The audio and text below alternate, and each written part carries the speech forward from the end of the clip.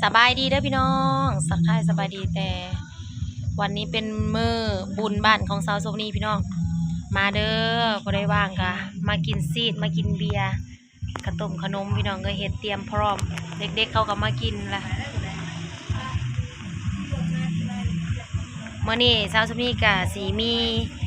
มีโรงทานน้ำเนาะพี่น้องน้ำหวานมีโรงทานน้ำหวานจะเอาไปแจกอยู่ที่วัดบ้านคันธจารย์เนาะพี่น้องเดี๋ยวรอติดตามชมตอนต่อไปเนาะหลังจากกินข้าวกินน้ำแล้วก็สิไปหาซื้อน้ำซื้อหยังมาเห็นโรงทานเนาะก็สิลงไปแจกอยู่วัดน้ำกันพี่น้องมื้อนี้เป็นมือ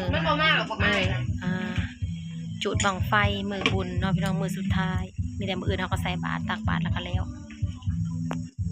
หมู่เด็กหมูน้องฟ้าใสก็มากินอยู่เรือนฟ้าใสสบายดีปลาลุงนะลูก น้องฟ้ากับสาวสบายดีปลาลุงเลยลูกหันมานะมีแต่คนงามๆพี่น้องเอ้ยหมูน้องฟ้าอยู่หม้อยังเกาะอันนี้น้องอ้าว สบายดีปลาลุงน้องเมย์เอ้ยกับพ่อบางอันนี้พ่อบางแต่แหละพ่อหาอีแบนดังอีเปห่อนแห้งโอเคพี่น้องมากินข้าวพี่น้องเลยมากินข้าวอยู่เฮือนสาวซีมบังโดโลกขับปุ่นนะซีมือเมนี่นะไพ่เฮ้ยลงมาหน่อยแม่มากินขับปุ่นแต่ผัดไปเลยสะบัดเลยแถวคือมอมาแหวมาจื้อรถมันมาจื้อรถเติ้นกินเมเบียนะแล้วใส่ตีนไก่ยั่วๆพี่น้องเอ้ยน้ำขับปุ่นก็ได้แสบผ้าเอ้ยมาแล้วบ่จานนะมีหน้าแดงๆแล้วก็ตื้อถอกใส่กันตีหน้ามันเรือเห็ดเทิงยังมันบูดบ่เห็ดตอนได้น้ำของตัวน่ะเห็ดหมูไว้นี่บดปนก็ได้สาของเมย์เห็ดเจ้านี่นี่ฟ้ายับมาเนี่ยตั้งมานั่งซุนนี่ลากตั้งมาเอามาตั้งลากไปหามไปมีบอยากเสี่ยงตกหลายคนเอาไปตั้งของกินก็นั่งซนนึงเคยตั้งใส่มาเด้อพี่น้องมาเด้อกินบุญบ้านกินบุญบ้านกินบุญบ้านอันนั้นกับบัลเล่จังเอาใส่ตีเอาออกมาก่อนจอกเนี่ยใส่จอกกับอันนั้นลูกเอาลงมาพี่อันนี้ใส่จอกกับอันบัลเล่จังใส่จานกินเอามาไว้แจพี่เอาขู่กันอยู่บนจอกกระเบิ่งที่ไรบอกโขกอะหิน่าจอกตัวนี้หิน่าจอกตัวนี้นะพ่อมึงหากระต้าขาดมาใส่อันขยะให้ลูกเนี่ยอยู่หลังบ้านนะหลังบ้านนั่นอยู่หลังบ้านนะไปเอาโลดถอกออกถอกใส่กองไว้บ่อยู่หลังบ้านนะมีถอกขยะออกแล้วก็เอามาไว้นี่ให้เขากินแหละทีมลงขยะให้แม่จังบ่เปื้อนบ่หกหิน่าลูกจอกสันตัวนี้ก็ได้ใครได้แม่เบียร์ก็ได้เย็นเนี่ยพ่อมึงกินแน่แห้งบ่ถอดอยู่ในสุดดูไว้ไผเสร็จไปมือเช้าอันนี้มูยังใส่ข้าวต้นกับข้าวบักเตาข้าวตัดอยู่ในเฮือนอีกหนึ่งนะข้าวตัดสุดดูไว้มันยาวดิมาเด้อพี่น้องเอ้ยมากินน้ำกันเมื่อในบุญบั่นสาวสุพรรณีพี่น้องต้อนรับแขกทุกท่านที่มาร่วมมากินไผมาเนาะบ้านนี้หมูคือสิรวยปานนี่แท้โมเมนต์นะเขามาโยกรถซื่อมึงอ่านออกผ่าคนเดียวไปกูอ่านคือสิรถรู้แท้แม่เมื่อไหร่ก็ตีรามนะเข้ามาลิงเขามาโยกรถซื่อ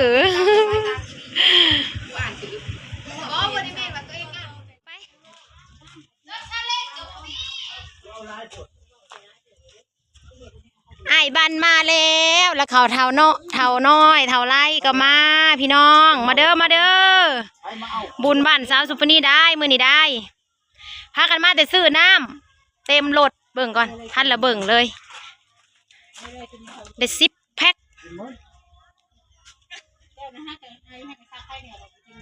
น้ำก้อนน้ำแข็ง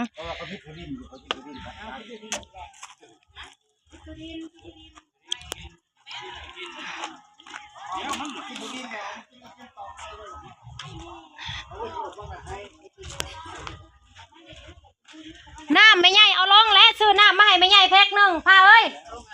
เอาลงแล้วแม่เอาไว้ให้อันนี้นะเอาไว้ให้อัน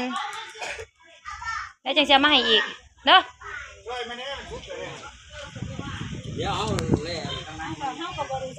เพิ่นกินคักบ่กินซุกคักบ่ซุกพอเหิมปิ้งซีนเอาไปเก็บเอากว่าอีน่ะนี่น่ะ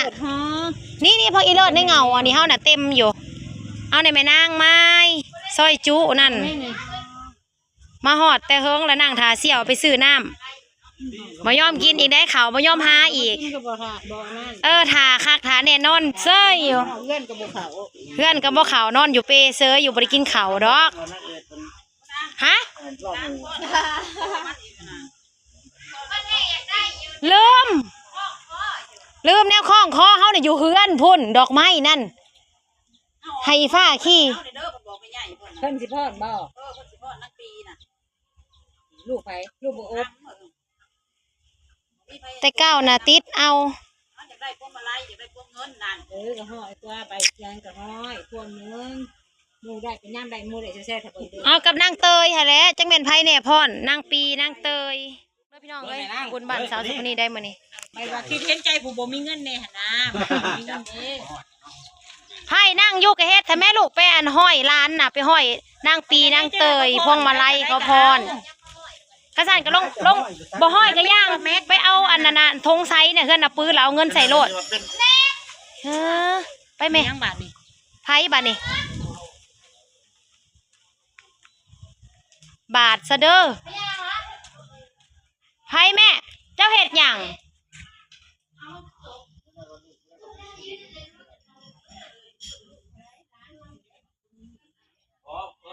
ไพ่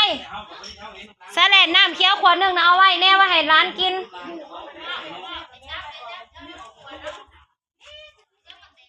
ดีนะยังมีห่มลำไยห่อนกระดอกกระเดี่ยพี่น้องป่องปลายยายก็ออกมา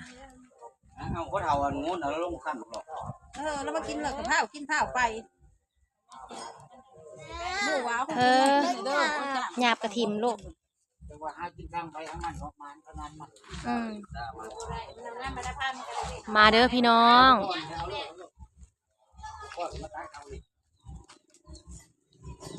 สีหยาบแน่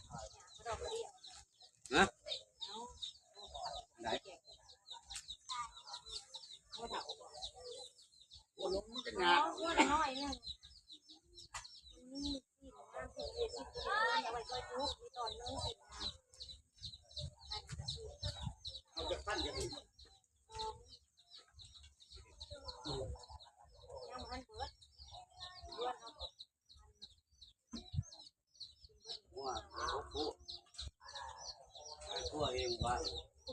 ตำรวจมันยิงก็ได้ไม่เช้าเยอะจับขาจับแขนการรอด้วยอันนี้ก็มันเป็นตะหัวเลยเราจะได้มุ่นนี่ปีปืนเป็นตะหัวอื่นว่าเขาเป็นอยู่ไหนการยุบออกนั่นเขาเคยไปในงานกันที่เขาหันไปตามอันนี้ไหนเขาต่อไปส่งนั่งวิจิวส่งนั่งวิจิวแหละ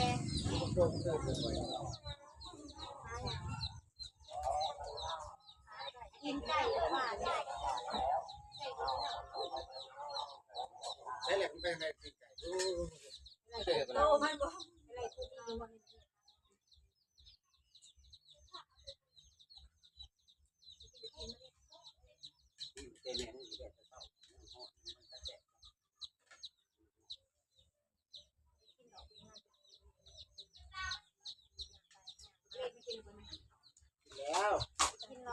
ไปส่งนางคิวปัดเย็นเพิ่นเขาบอกอ้าว ว่า คนมาแต่ไสว่า มาเห็นได้ก็อยากมา บ่อยากบ้านพี่บ้านน้องนี่เนาะว่า มันอยากมาเห็นได้ก็เฮาบ่อยากให้มาตัวไก่ตัวไปในส่วนก็น้ำเมื่อบ่ได้เมื่อยามมื้อเช้าขี่รถมาหาบัดนี้เฮ้ยก็สิเมื่อสิขับเรือมาเองบ่ให้มานั่งก็สิขับเรือมาบัดนี้ อันบ่อยากบ้านพี่บ้านน้องนี่เนาะเฮาว่าเพิ่นว่าได้ ลุงจริงๆอยู่ไหนไม่จะไปไสได้เล ได้ ย เท่าน้อยนี่ว่าจักมาเป็นเพื่อนไผเพิ่นว่า พวกแม่ทุกโตเขาจะมาพูดเขาไปเขาออกมาหน้า นี่มาผมบ่ได้กินอยู่หน้าเลยกินอยู่หน้าเลยพี่น้องแต่ก็ยัง แต่ มา ไส้ว่าแต่ไส้อยู่หน้าเป็นน้ำน้าแต่ไส้ แต่ใช่ไปบ้านนะคำ แต่ไส้ปุ๊บแล้ว ไปนะคำได้พบเป็นนะคำ ก็จะหัว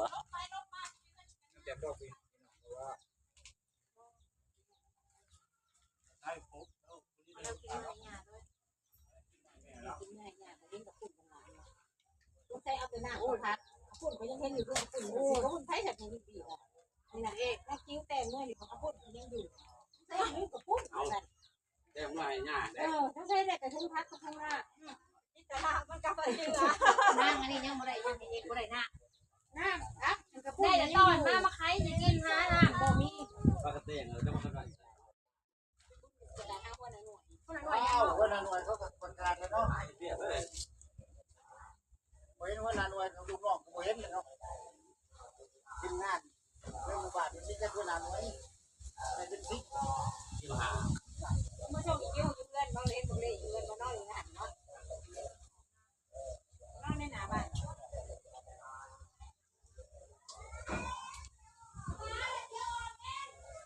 ยังมันยังไป แต่ว่าในทางมันโตเป็นลูกไป แต่แม่ง้อไว้ไม่ได้ผมเอาไปใส่ เรียกว่าที่เขามาเป็นระบบการแท้เนาะ โยมโบกนะครับแทน ไปพี่กายที่ชื่อนี่อยู่นี่นี่เจ้าไปเอง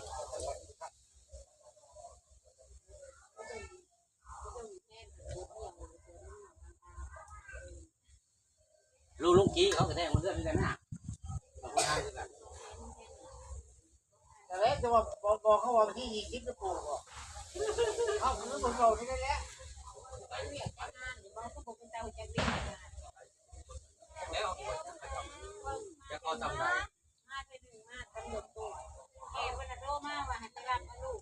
มันเมาที่สิบ